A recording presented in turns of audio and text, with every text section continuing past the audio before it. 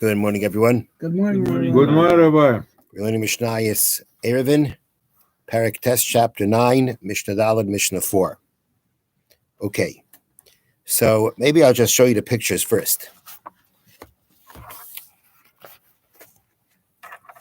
Okay, this picture here, okay, is two houses, each with a reshus harabim, with a public domain going between them, and then you built an upper floor above both of them. A bridge. Well, it's not meant to be a bridge, but you would call it that. Oh, Okay, but it was you had two houses cross the street from each other. Reshus harabim goes through. Then you built another floor on top of both. Okay, the other case is a case of a bridge. This is a real bridge one. Okay, where basically you've got the public domain going through going under the bridge, but on each side of the bridge you have walls and you have a top. You have, like, so to speak, a ceiling to it. Okay, so here we go. Habayna aliyah gabe shnei batim. Somebody who builds an upper floor on top of two houses. V'chein kashar mufulashim. And so too regarding bridges that are open. These now, in each case, what's very important to bear in mind is that it's open on both sides, right? You only have two walls. On the other sides, they're completely open, right? They're complete open on both sides. According to Rabbi Yehuda, you can carry under them on Shabbos. You would be able to move something within Daled Amos under them.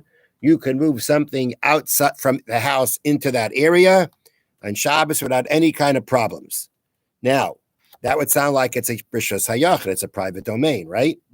But how do you have a private domain if you only have two walls? Don't you need at least three walls? Well, we're going to see maybe not. But actually, in this case, now let me just read the next case, the next opinion. The Chachamim forbid. The Chachamim say you can't do that there. Now, the thing is like this. As I mentioned, you got two walls on each side. Are two walls enough to be a private domain? We'll see. But there's another factor here. In both these cases, whether you're talking about the bridge, you're talking about the upper floor, in both cases, you have a ceiling. It's not open on top.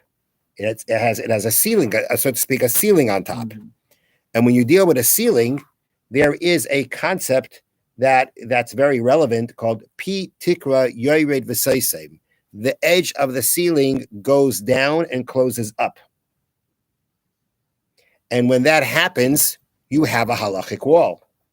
So actually, on each side that's open, you have the ceiling that comes down and closes it up.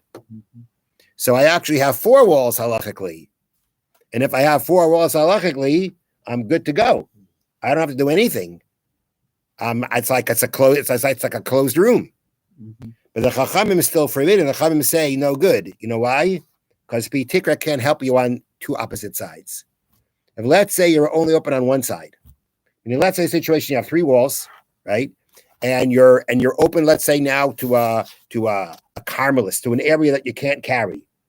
So there, if you got a ceiling coming over, like we had actually in the previous Mishnah. Remember when we spoke about this case with the house that by the corner it collapsed, mm-hmm. Right? So we said, now in this picture, the point is the ceiling is also gone.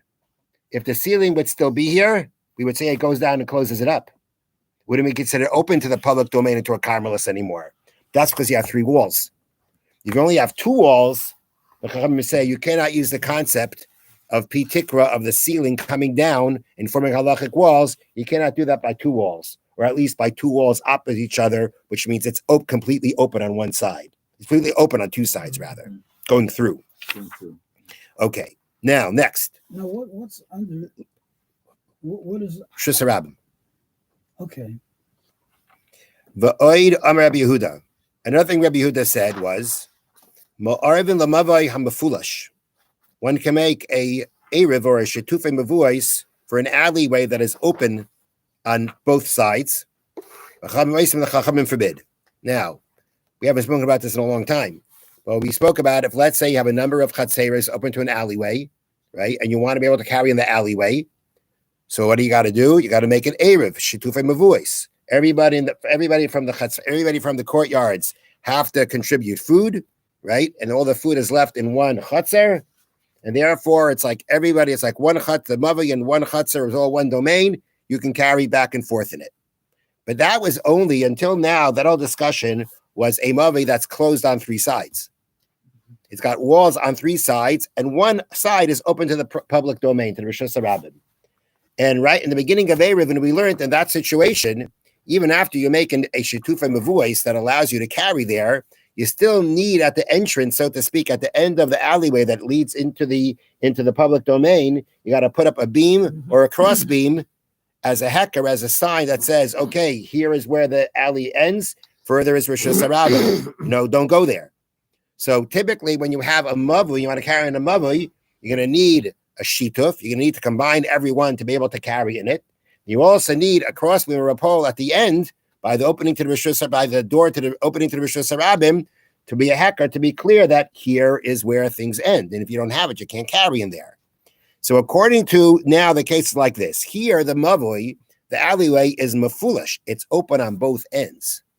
On both ends, you have on both ends, both ends are open. Both ends lead into Rishus HaRabim. So here the question is, now people want to carry in it.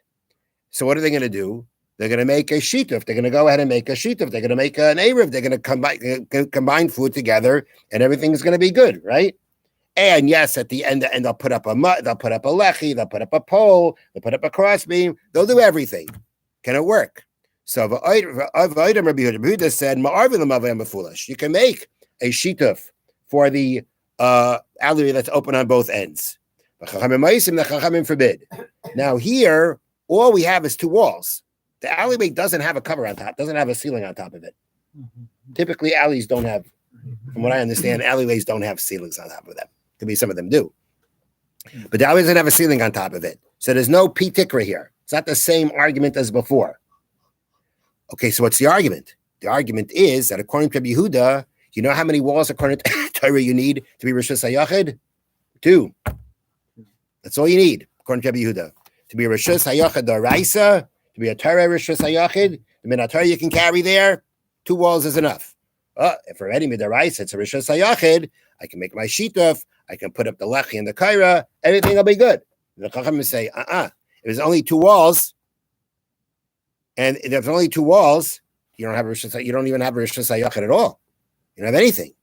And if you don't have a Rishus HaYachid, you can't make a shituf, and you can't put up a lechi or a kaira, a crossbeam or a pole at the end to make it to be able to carry in it, because midaraisa, it is not a kosher Rishus HaYachid. Have a wonderful day. Thank you, Rabbi. So what if there's water under there?